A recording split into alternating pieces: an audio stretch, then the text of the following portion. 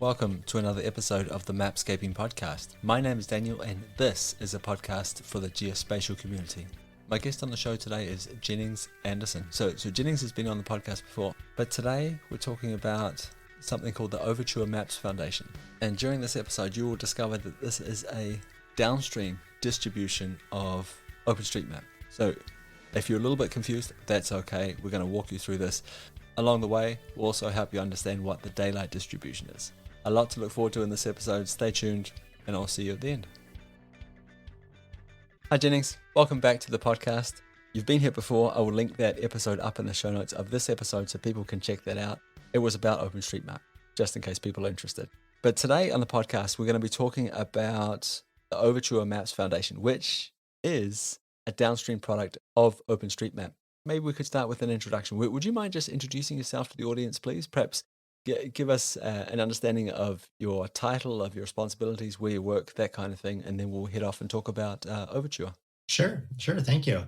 My name is Jennings Anderson. I'm currently a research scientist at Meta. I've been a researcher in the open map data world for now about a decade, which feels wild to say. I had started researching OSM, OpenStreetMap, just after Typhoon Yolanda in the Philippines in 2013.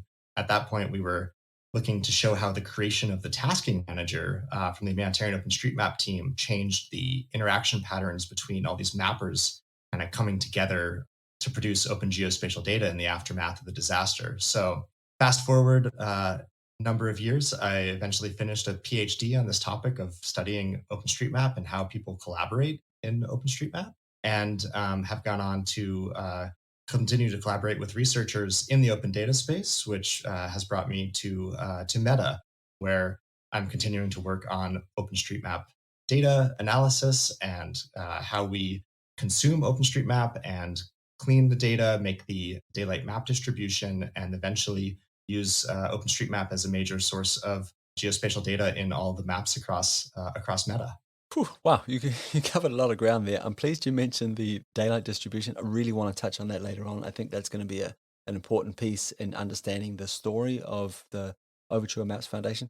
But first, a PhD in OpenStreetMaps? What, what do people say when you said that's what I'm doing? My PhD is focused on OpenStreetMap. It's always fun because you first have to explain OpenStreetMap to folks, and then explain. And the first response often is, "Isn't the world mapped?" And so you get to get into that question and describe the importance of a project like OSM, and then talk about all the fun dynamics of the project and how it's grown. I mean, the last 10 years have been pretty incredible. Just when I started looking at it, it was half a million, I think, registered users or something, and now registered user count is many millions. Just over, I believe, 2 million contributors have actually edited the map.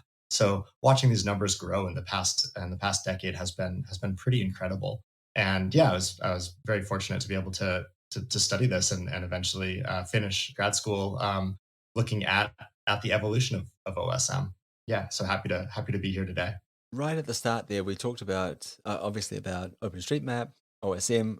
I really hope that we don't need to dive into the details of what that is for the people listening to this particular podcast. But you mentioned something else as well. You mentioned the daylight distribution. And I said, I think this is going to be an important piece in understanding Overture. So maybe we should start with daylight. Again, my understanding is that this is a downstream product of OpenStreetMap, but perhaps you could put some more words around that for us, please. Yes. So the daylight map distribution is an open data product that Meta, then Facebook, started producing in 2020. And so the gist of the daylight map distribution is exactly that. It's this downstream distribution. That terminology was chosen very specifically to think about like Linux distributions, in that it's not a copy, it's not a fork, it's a distribution of the OpenStreetMap database that has undergone a series of quality controls. And so, kind of at a high level, what happens is each month, Meta takes a snapshot of the OpenStreetMap planet and then runs it through a number of checks for, coastline integrity, broken relations, vandalism, any of these potential issues on the map, and then spends the next 4 weeks addressing each of these issues and fixing them. And importantly, all of those fixes are made upstream. Those fixes are made not on the daylight distribution, but rather in OpenStreetMap. And many times when you go to identify the error and go look it up, the community has already fixed those errors. So it's either the a data team at Meta that's looking at those errors, or the community has already fixed them just because somebody else found them. And then those fixes are re-ingested. And so at the end of kind of a month, you end up with most of the data being about 1 month old, but anything that was identified as needing to be addressed has been updated to kind of the latest fixed or clean version. And so that is then released at the end of that month period as the current daylight map distribution. And so right now, the latest version that just came out was version 1.29. A couple other changes are kind of made in the data to make it a little bit more user friendly. We normalize all the heights, for example. That's something that is important in OpenStreetMap. You can have many different accepted values for the height tag for, say, a building. You can have it in inches and feet and meters. And so we'll go ahead and just normalize all that and make that clean into just meters, for example. So a lot of these just little fixes. And then at the end of the day, you have this kind of view of OSM that can be, is kind of an enterprise ready version of OSM where you have this quality guarantee that it has been looked over by a data quality assurance team. And that is what we end up serving in our maps at Meta, as well as a number of other companies will ingest. Importantly, the daily map distribution is open and free for anybody to go download that and use that as a version of a distribution of OpenStreetMap data into their products. Wow, that was a fantastic overview. Thank you very much for that. Really appreciate it.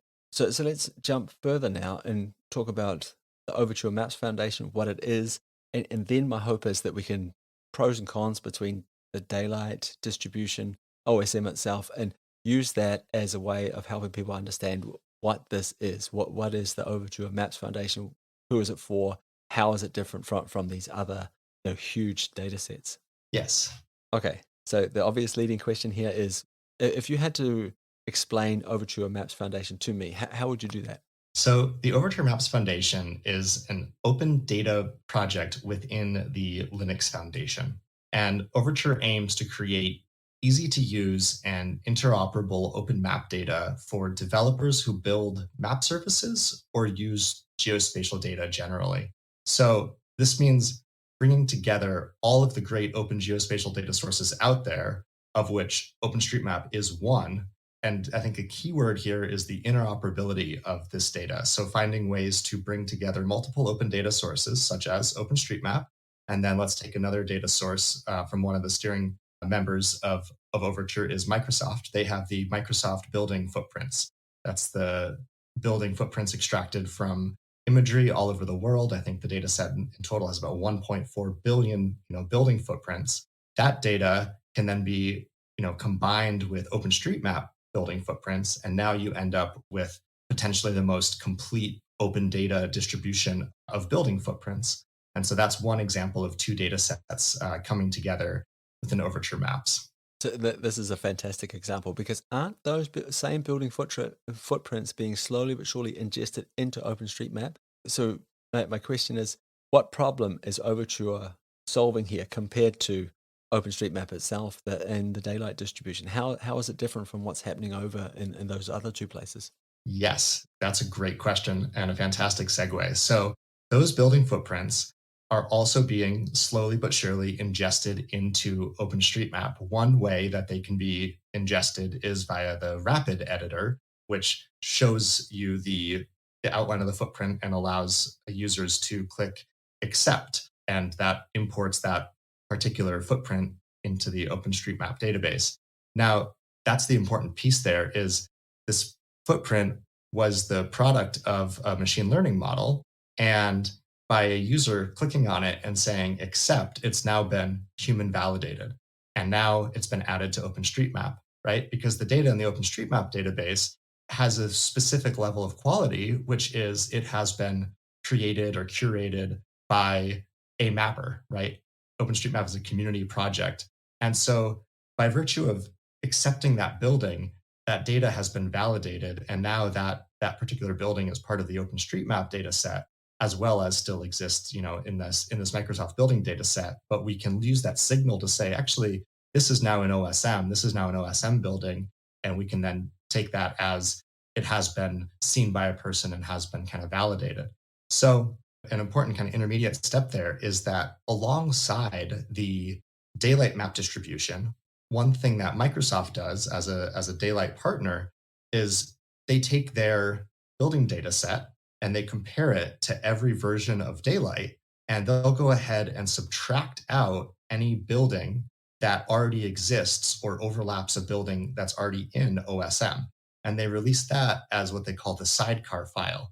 So if you look at what Daylight has historically done, you have for each version of Daylight, you'll have the OpenStreetMap Daylight distribution, and then you'll have the sidecar Microsoft Buildings file, which is released as an OSC file. And when you apply those two together, you get all the buildings together. You get this union of buildings where you're not going to have any Microsoft ML building kind of overlapping or overwriting an OSM building, because we're making that decision that since it's in OSM, it's been accepted and has this kind of human validated quality level to it, which we're saying is always going to be better than just an unvalidated version of a building from a machine learning model.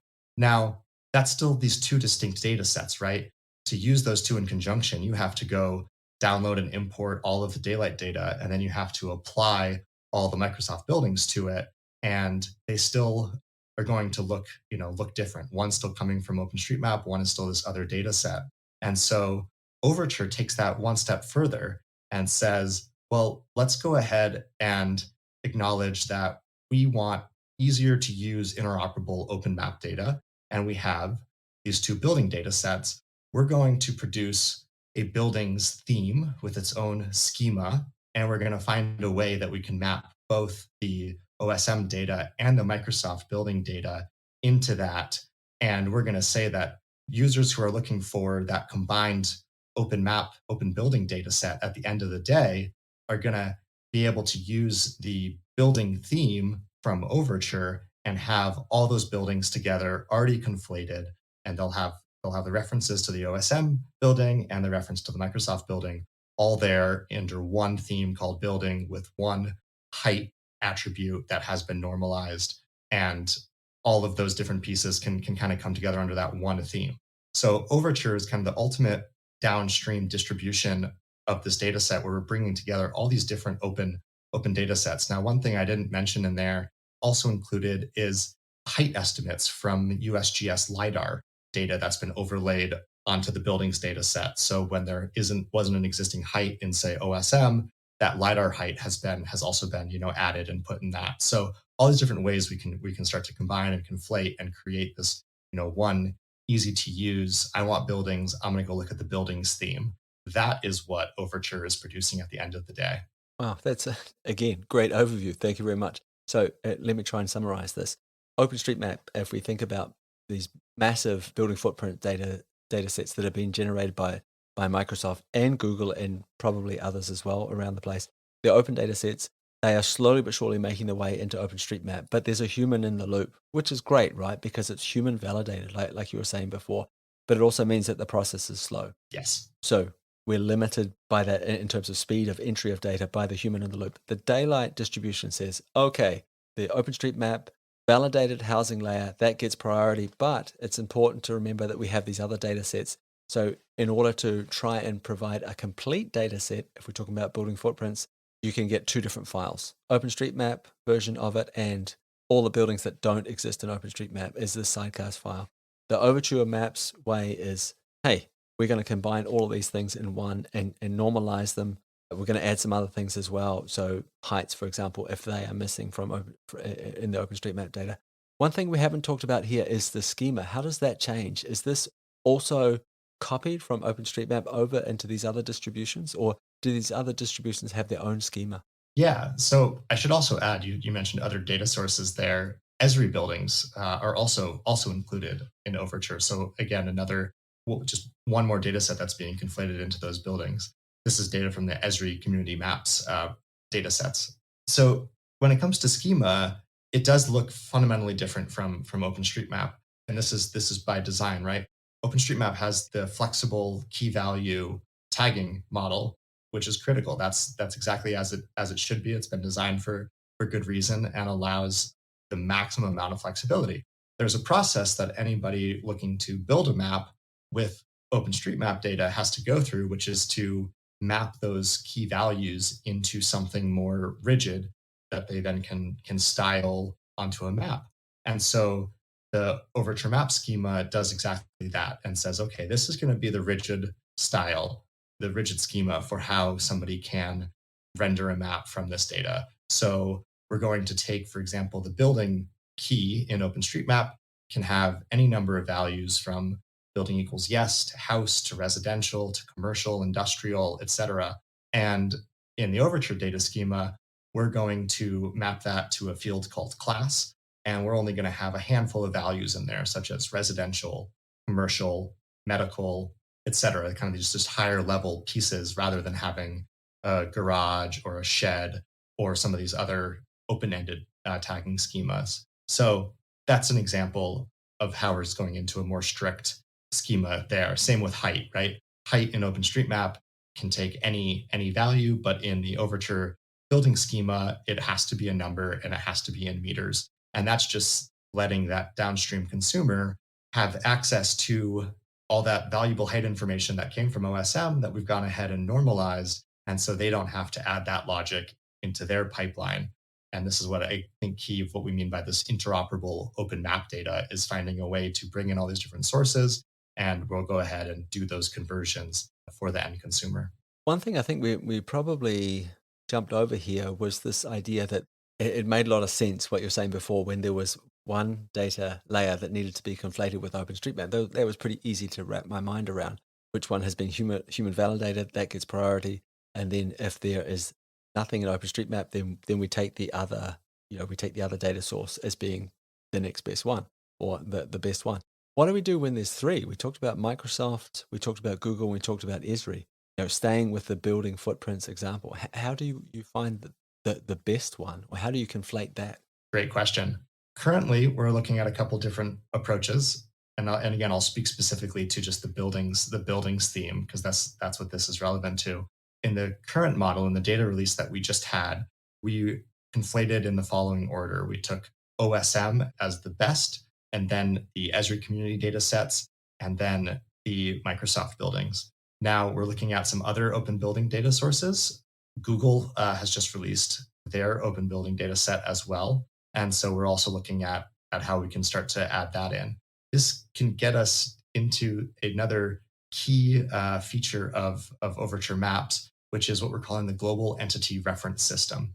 GERS is the acronym. And this allows us to say that, okay, we have all these different data sets. We're going to go ahead and do this. Spatial conflation is hard.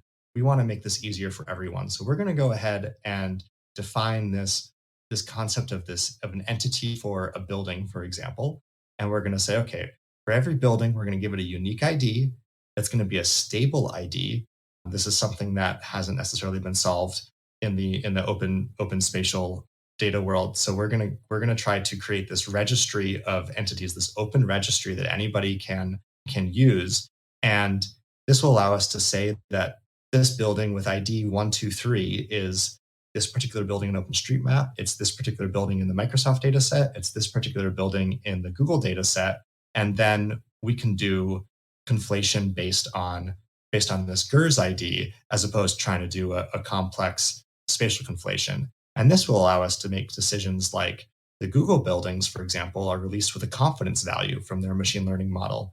Or you could look at other attributes. If you can combine features by this unique ID, you can say, oh, I want the footprint from OpenStreetMap, but I want to pull in these attributes that Esri knows about for these buildings. And you can start to build up these different really rich features by comparing all of this spatial data across these open data sets with this GERS ID. Wow, that is a really, really big idea. Yeah. It'll be pretty amazing if you manage to do it. Like, I'm sure you're going to do it right, but it doesn't sound easy. I'm thinking about But what if there's an offset? Like, how do you identify the same building in lots of different data sets? A tree hanging over a building and that was imaged when, with leaf on, for example, might make that footprint look quite different to the same process being run when it was when the leaves were off the trees or the tree was cut down and that happened in a later data set or something like that. Or I'm thinking about, so I'm sitting in a room now in my house, not attached to the house, but 2.5 meters from the house is a garage, a separate building. What if this entity of the house turns into two separate features in the future when our imaging gets better, when we have better algorithms, that kind of thing? How do we deal with that in terms of like what happens to that ID? Does it get split up? Does it become a parent-child relationship? Man, it doesn't sound like an easy problem to solve. Exactly. It's not going to be an easy problem to solve, but that's going to be an important problem to solve. Everything within GERS has to be stable, and when it can't be stable, meaning that over different releases, the ID needs to stay the same for the same entity. In the case where new data comes in that says, "Oh no, this is the house and this is the garage," but previously the registry, the GERS registry only had one building there, then we need to mark that next version of the registry needs to say, actually, this one ID turned into two IDs. And that's something that we'll need to be able to model so that it's backwards compatible when someone goes and looks up and says, I'm looking for this ID. The power of GERS initially is going to be this like conflation and how people can get the data together. Now, when the data is released, the real power of GERS is that anybody can take their data set and match it to the Overture data set via GERS. So anybody can release a proprietary geospatial data set with GERS IDs so that anybody else wanting to consume that data can now instantly do this ID based conflation. And you can use this open registry as a conflation tool for any third party data stream to match to it. And so that's where GERS will allow you to look up and say, oh, I had this data set. It needed to match to this GERS ID. This GERS ID turned into these two buildings, and that needs to be able to be resolved. So these are some of the finer nuances of what it's going to take for a stable ID system to really be successful. But we are really excited about what this is going to look like and what this is going to enable. Yeah, absolutely.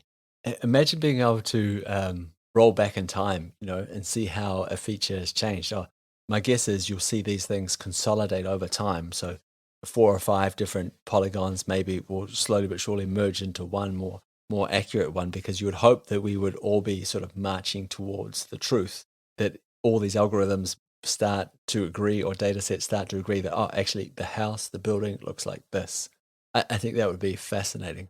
Agreed. I look forward to when we can get to that point. I think that data is moving in that direction, right? It's only going to improve as better imagery comes out, as better models come out.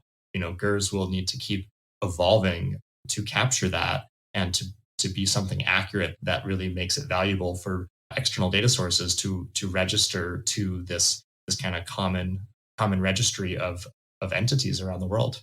Whew, okay, well, you've got your work cut out for you, but you're starting off with a fantastic acronym. So you're off to a good start. So up until now, we've been talking about building footprints, and I think that's been a great example to sort of follow through and think about conflation, thinking about these different data sets that are being produced, how we're going to get them combined into one. We talked about the GERS ID, talked about how with building footprints, as an example, we could add elevation. I mean, it's interesting stuff. I guess the next obvious question is, well, what other data sets or data layers, data themes are currently available in Overture Maps? Yeah, so there's four data themes currently available in the Overture data set that was just released. So we talked about buildings, and that is one data set that is using about 500 something million buildings from OpenStreetMap. Another data set that is also a downstream derivative of OSM is the transportation theme. And I think this is another great example of being a downstream slightly augmented version of OSM that is hopefully going to be very usable and again interoperable with other data systems. So this is something that TomTom is also a member of Overture Maps. And this is something that they've been working on, is to take the transportation network from OpenStreetMap, the road network, all the nodes and ways, and they process it and turn it into segments and connectors, right? So it sounds very similar to nodes and ways. But what's happening here is that in OpenStreetMap, you might have a single road that is made up of multiple ways just because of how it was mapped. But it really is just one road, and having those two ways kind of connected end to end doesn't offer any improvements or any value to a routing network. Likewise, when you join two roads together, like at an intersection in OSM, you don't necessarily, there's no requirement. You can have one road kind of join in the middle of another road. And that node that they both share where they connect isn't necessarily elevated into anything special. You need to do a more of a complex lookup to say that, oh, this is actually an intersection node because it exists in both of these ways. But that way that was kind of intersected doesn't get split into multiple ways. So if that makes sense. So what happens downstream when we create this transportation theme is all of those pieces are resolved. Those ways that don't necessarily need to be two ways because having them split doesn't offer any benefit become one segment.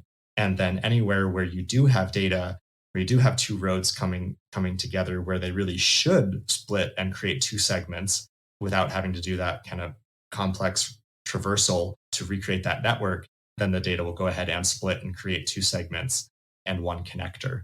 And so at the end of it, you look at something that's going to look exactly like the OpenStreetMap transportation highway network, but it's just going to have kind of slightly under the hood. It's going to be slightly different in terms of which are the connectors and which are the segments, and it's going to be optimized for ingestion into routing systems. So that's another theme, as well as then on top of that, that's just the structure of the segments and the connectors. And then there's a number of other attributes that are being modeled differently and enabling linear referencing across the data as well. So it is just that I like to think of it as like one level of downstream processing is being done within Overture to produce something that is very usable and kind of immediately consumable. And we're trying to solve that step so that consumers don't have to do that themselves. Is there any sort of conflation going on here? Are we adding other data sets in? Because my understanding is that Meta, for example, produces a roading layer that is ingested into OpenStreetMap via the Rapid editor. Hmm. I'm not sure what you mean by that. Are we just talking about the data that's in OpenStreetMap that you're simplifying it in the ways that you're describing, making it more easy to consume, or are we also talking about in terms of the buildings, for example, you're doing normalizing, or you were creating a new schema that was going to be more easily digestible for folks wanting to consume this data, but you're also adding in data that wasn't present in OpenStreetMap. So my question is, are you also doing that in terms of the transportation network, or is this pure OpenStreetMap data that you are simplifying and making more consumable for users? Gotcha. And in the case currently for the transportation theme, it is the full OpenStreetMap transportation network. Currently, that theme is ingesting only OSM data, but there is hopefully a plan for the future to add more data on top of that and do that conflation and build out that road network. Absolutely. Okay. So we've got building footprints, we've got a transportation theme. What else is going on in there? Yeah, so those I wanted to cover those two because those are the data sets that involve OpenStreetMap data. The next one that's exciting is a theme called places. And this is a combination of public place information from Meta and Microsoft. And it turns into the data set is about 60 million points globally of points of interest and places that has never been released as open data before. So this is quite exciting for in terms of an open data offering that it is 60 million, new places all over the world. Wow, yeah, that's pretty cool that they're opening up the data like that. That's great.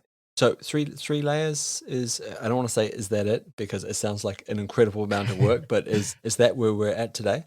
There is one more. There is the admins layer, which is administrative boundaries, and that is data currently from Microsoft and TomTom have been working together on that layer.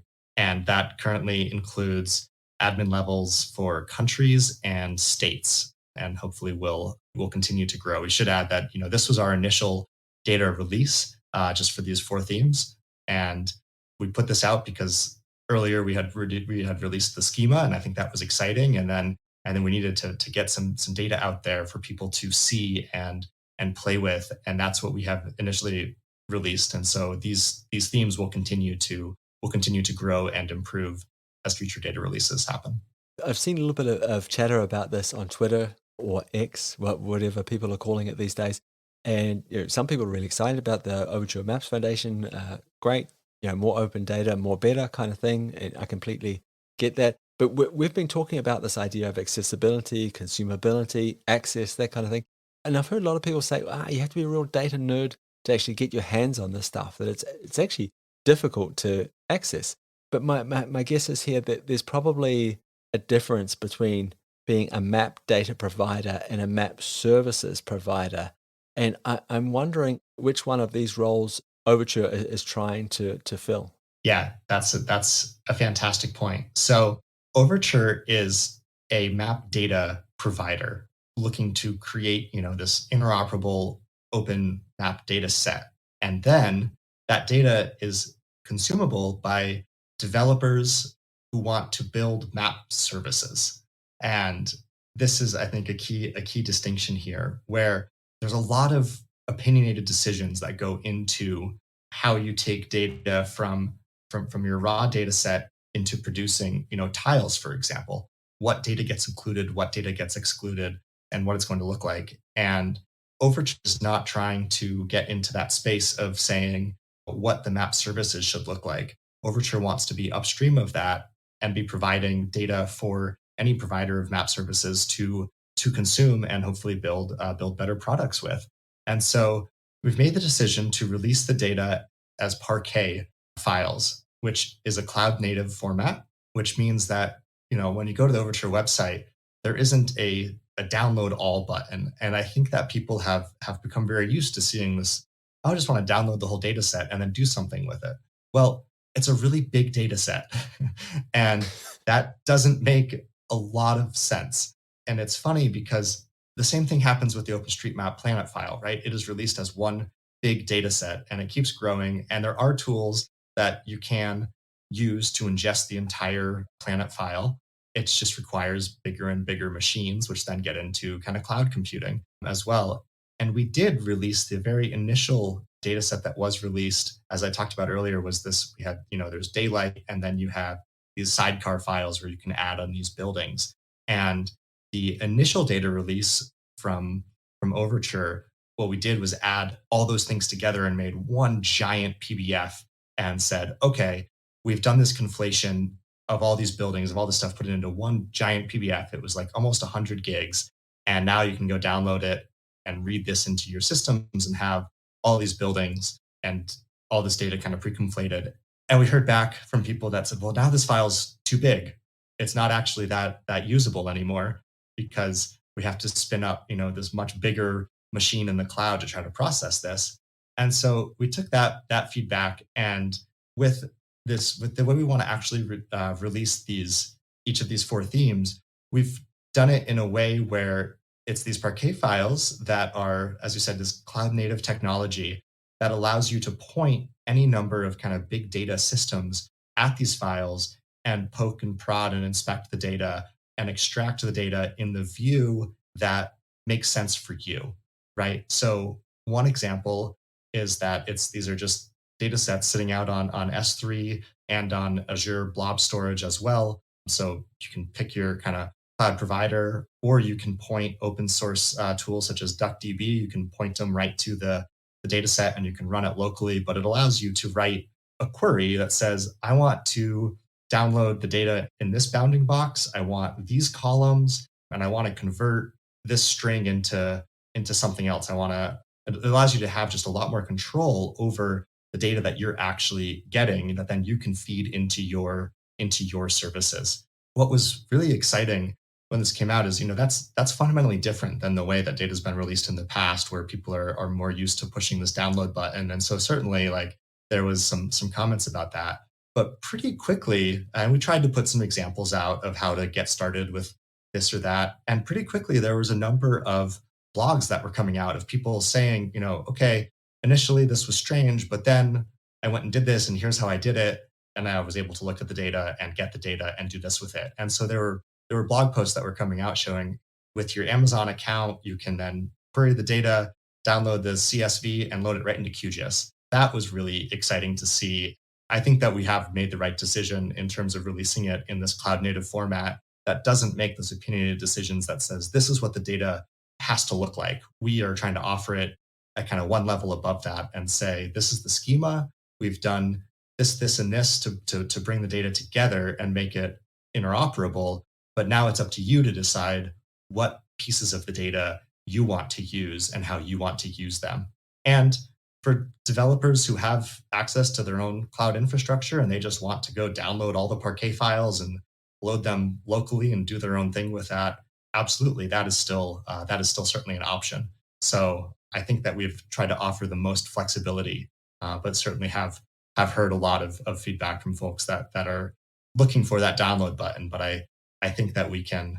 I hope that we can put more examples together as well to show how while there isn't a download button, you can actually do a lot more with the data and how it's being released now. That makes a lot of sense. I also think like choosing those cloud native that cloud native format that you're talking about, that must greatly simplify the infrastructure you need to maintain the data set as well. My guess is there's no servers running in the background. It's blob storage just sitting there waiting. So your job is then to keep updating that blob storage with new files.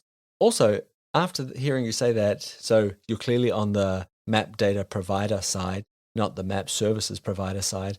And it sounds like your customers or the people that you're building this for are on the map services side. So you are essentially building this for the geeks, for the developers, for the people that want to build on top of what you're providing. Precisely. Wow, we've covered a lot of ground. So I guess again, continuing with this theme of obvious questions, the next one is like, so what's next? Like we've got these 4 layers. I don't mean to trivialize that. It sounds like it's been a lot of work just getting this far, and it sounds like you've got a lot of work to do just with these 4 layers. But my guess is also that you've got plans for this, right? You're going to grow this, and it's going to develop over time. So again, without like trivializing the work you've already done, what is next? Where are we going from here? Yeah. So the big thing, we have released these 4 layers, and I talked about this global entity reference system and how great it's going to be. So the next thing that we need to do is actually implement it on these 4 layers so that, in the coming data releases, there will actually be a GERS ID that will be this stable ID for all of these roads and buildings, and places and admin features that we're putting out in these themes. And in terms of the next data layers, I think that that's going to be a decision that's going to be driven by what people are after, what consumers are looking for, and what companies and what data sets join Overture and become interested in the project and want to participate and want to bring their open data to the table and add it to this system. We also do want to make sure that one theme that we're looking at next is what does it take to actually make a map from the Overture data? I think that's a big question.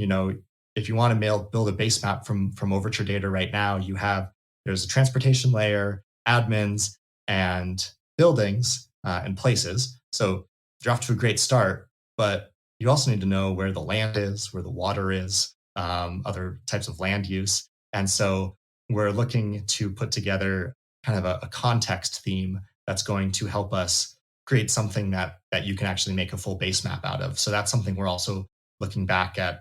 OpenStreetMap is a great source of data for that from the daylight distribution. And so how can we bring some more of that data in these separate discrete layers so that give consumers the option to turn those data themes on as well, those data layers on. So those are probably the two big things that are immediately on our to-do list. Wow, also big things. It's going to be really interesting to follow this project and see where you end up, especially also watching to see who joins the foundation, right? And see what they bring to it. That's going to be a pretty interesting, yeah, just pretty interesting to follow along. So OpenStreetMap that has a really passionate community behind it, around it. It's been going for a while now, and it's growing, like you mentioned at the start of the episode. Has there been any pushback? Are people worried that you are trying to, steal OpenStreetMap's thunder? That you're going to somehow make them be irrelevant, or that you're stealing the data? Anything like that? I'm not doing a great job of formulating this question, but I hope you know where I'm going. No, I totally understand. I think that this is an important distinction to get right. And Overture Maps is consuming OpenStreetMap data. And I think that the two together are very complementary in that OpenStreetMap continues to be the source for community maintained data and a vibrant, evolving community maintaining open map data. Overture is, as you said earlier, downstream of OpenStreetMap and continuing to consume that. And so when there's OpenStreetMap data inside of Overture, if that data needs to be adjusted, all the data in Overture is coming from somewhere, and it's not going to be fixed inside of Overture. It needs to go be fixed or updated or augmented at the source. So this is something where if there's something in Overture that's coming from OpenStreetMap, there's still this got to be this feedback loop that goes all the way back to OSM. So OSM remains like the original data source, the original community, and I think we can think of Overture as this downstream part of it. And as a result, companies involved in Overture, such as Meta, will still very much stay involved in OpenStreetMap. And one example is supporting the Rapid editor for OpenStreetMap data in order to keep the high quality data coming into Overture from OpenStreetMap. All of that data validation, data editing, that still is happening in OpenStreetMap. It's not happening somewhere else. And so there's still, to that degree, I don't think it's stealing OpenStreetMap's thunder in any way, but rather maintaining a presence within the OpenStreetMap community and helping ensure that OpenStreetMap continues to do what OpenStreetMap does, which is be an open, vibrant community supporting high quality geospatial, open geospatial data. At the same time, Overture provides this kind of place where other data sets can get merged into the Overture Maps data set, such as these, AI derived buildings or roads, where maybe that's not where they belong is in OpenStreetMap, right? This data that historically has maybe like there are a lot of questions around whether AI data should be imported into OSM. And by a rapid, we're saying we're not importing it, but you're actually looking at it and doing this human in the loop validation of this data. And then it becomes part of OpenStreetMap because it has gone through that human in the loop validation. But if somebody wants to add those two data sets together, Overture is the place they can go to get that full kind of complete data set. Yeah, like it makes a lot of sense. At the start, like when we first started talking about this, I was thinking, it wasn't clear to me that these two projects weren't in competition with each other. But when you put it like that, when you describe the process of conflating these different data sets, especially these AI generated data sets, I can see where you're going, and I can see why people would want this. I really can. I can also see that if you're simplifying the schema, making it easier to search, this idea of the global features ID doesn't sound easy to implement, but man, if you do, that'll be incredibly powerful. You're adding these extra attributes, elevation. We talked about that before. My guess is there'll be other things along the way, and giving people a place to put their data, which they can't just go and dump it into the community, right, and overwrite all the work that's been done. Or yeah, so I can totally see it from that perspective. And again, I think this is going to be a super interesting project to follow along with. We've been talking about the Overture for a while now. Personally, I think you've done a great job of explaining what it is, and walking us through the process, how it works in terms of these different data themes that you've got in there, and a little bit about what the future looks like. What is the biggest misunderstanding about this project? I mean, you clearly talk to a lot of different people in the mapping world. What is the bit that they don't immediately get when you start talking to them about Overture, or what is the question that a lot of people will ask you about this?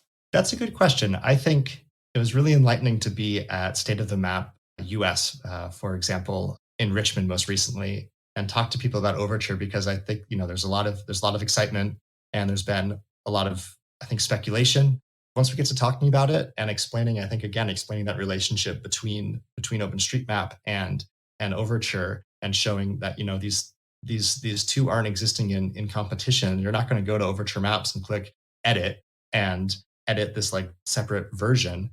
That's not what Overture Maps is. Overture Maps is this combined open data set that is, as we said, kind of downstream of OpenStreetMap. And OpenStreetMap is going to continue to remain the vibrant community supporting open geospatial data, community maintained data.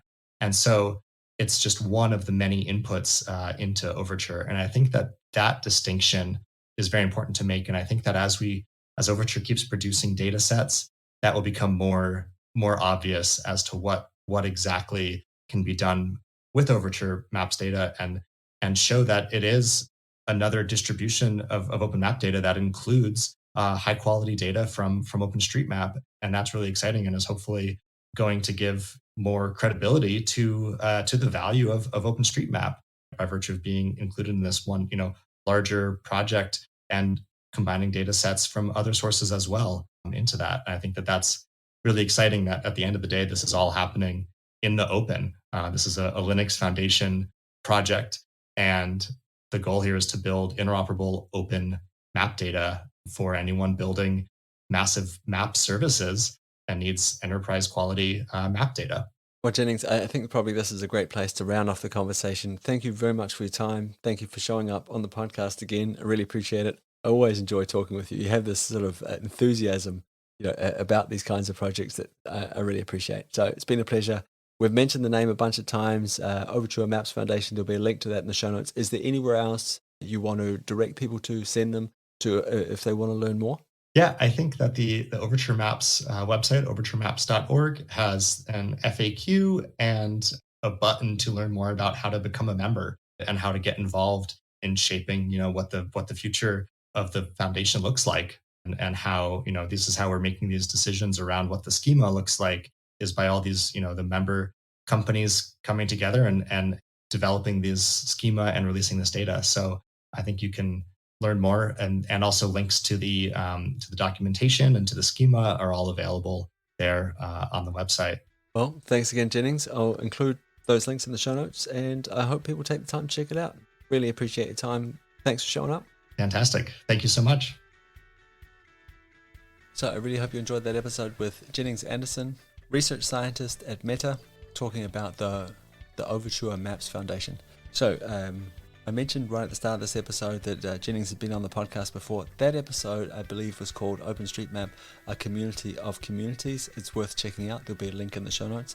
I'm also going to put a link into the show notes to another topic that Jennings mentioned, and that was the Rapid Editor. So again, this is the tool, an open source tool developed and maintained by Meta, which helps people rapidly edit OpenStreetMap.